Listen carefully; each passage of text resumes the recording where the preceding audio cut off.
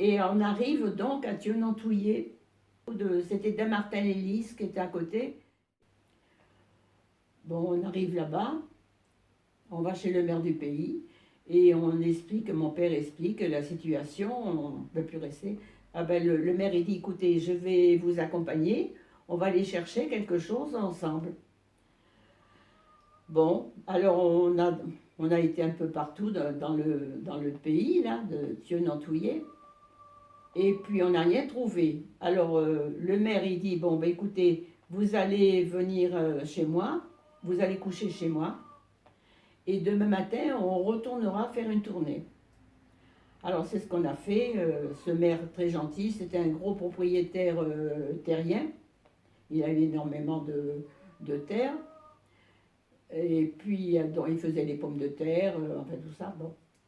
Et donc le lendemain nous voilà repartis.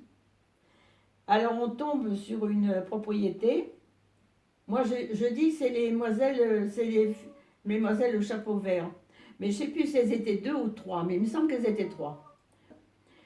Et elles ont dit, ben non, nous tout est complet. La région parisienne, ils sont venus parce que c'était une grande, comme un petit château, mais en longère, une longère. Et il y avait un étage, une belle propriété. Alors elle dit, ben, elle nous voyait embêtés, puis le maire il dit, mais vous avez vraiment pas quelque chose? Ben, il nous reste un garage, il nous reste un garage. Alors mon père, il dit, ben oui, le maire se tourne vers nous, il dit, ben oui, de toute façon, on ne pouvait plus revenir au Bourget, c'était plus vivable. Et alors donc, là, on déménage, et puis on place tous les meubles, tout ça, dans le garage. Bon. Eh ben oui, mais bon, il y avait la table, on s'asseyait à table, sur le lit, pour manger à table. Parce qu'avec tout le déménagement, il n'y avait plus de place. Alors ils se sont aperçus, ben oui, mais la petite qui était déjà assez grande, parce que j'étais assez grande pour mon âge, qu'est-ce qu'on en fait? Alors les filles, ces demoiselles-là, elles disent, ben il nous reste une baignoire, il nous reste une baignoire pour adultes, la petite elle peut rentrer dedans, on va mettre un matelas. Et puis alors tous les jours, le soir, mon père m'accompagnait parce que la cour était grande. Et puis j'étais, bon, mais il n'y avait pas, on craignait rien comme maintenant. Il n'y avait pas de problème, il n'y avait pas d'attentat des enfants et tout ça.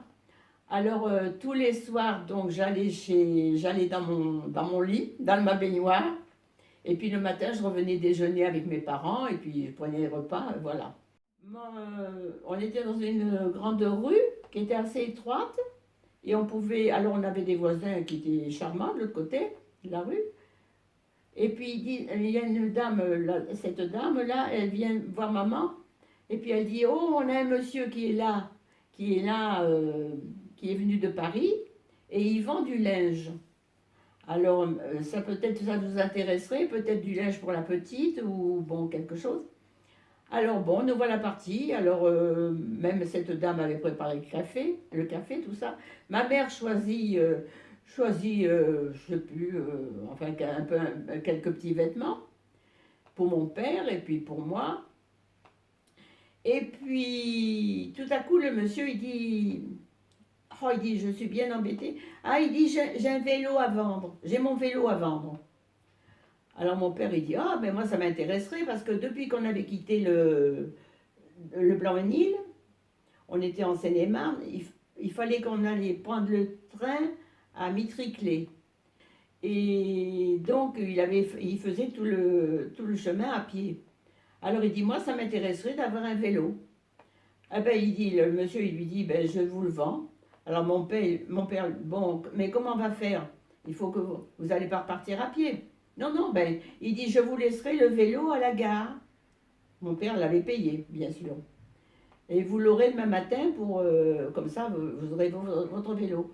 Mon père, le lendemain matin, il va à la gare, bien sûr à pied, et puis il demande, non, non, on n'a pas vu de vélo. Le gars était reparti avec le vélo, il avait dû le vendre plusieurs fois, son vélo. Bon, voilà, alors mon père très, très en colère. parce que on n'avait pas trop d'argent et puis il fallait, bon, enfin bref, c'est des anecdotes, on s'est fait avoir. Enfin, mes parents se sont fait avoir. Mon père n'a pas décoléré d'une semaine. Et alors donc, puis moi, alors là, alors pas d'école, j'ai été confirmée dans un garage, dans dans une grange, par l'évêque de Meaux, qui est venu nous confirmer. J'avais pas fait ma communion encore, mais on a été confirmés. Et on nous faisait l'école comme ça, on y allait ou on n'y allait pas, il n'y avait plus d'école. Alors ça fait que j'ai pas eu d'école, moi, très longtemps. On arrive à la libération. La libération, ça s'est passé, Paris a été libéré, ou tout juste, il y avait encore des maquis qui se battaient encore sur Paris. Et nous, on entendait depuis le matin, on avait préparé, on avait des draps, on avait un drap qu'on a teint en bleu et un autre drap qu'on a teint en rouge. Et on entendait le canon, et de plus en plus, tout à coup, on sort avec ma mère était assez faussarde, mais moi je suivais mon père. On sort avec nos petits drapeaux, puis des gens de la propriété là. On voit arriver des personnes en plein milieu de la route. On a dit, oh ben ça y est, on va les libérer, c'est bon, on nous libère ou quoi? Et puis, les gens d'en face, cette dame-là, qui était notre voisine, elle dit, non, non, rentrez, ce sont les Allemands qui se replient. Alors, vite, on est rentré, mais alors, on avait un petit mur avec, il y avait de la terre, on pouvait monter sur la terre et puis traverser, et puis monter un peu pour voir ce qui arrivait sur la route. Et effectivement, on voit, alors là, c'est les pauvres soldats, les soldats allemands. C'était les Allemands qui se repliaient. Alors on voyait qu'il y avait plein de sang partout. Alors ceux qui avaient les yeux bandés, ils étaient aidés par ceux qui ils avaient les bras pleins de sang et tout ça. Et ils s'aidaient les uns aux autres. Mais les pauvres malheureux, c'était des pauvres soldats. J'ai j'ai envie de pleurer. C'était terrible. Parce que c'était des pauvres malheureux. Enrôlés, peut-être pas. Bon.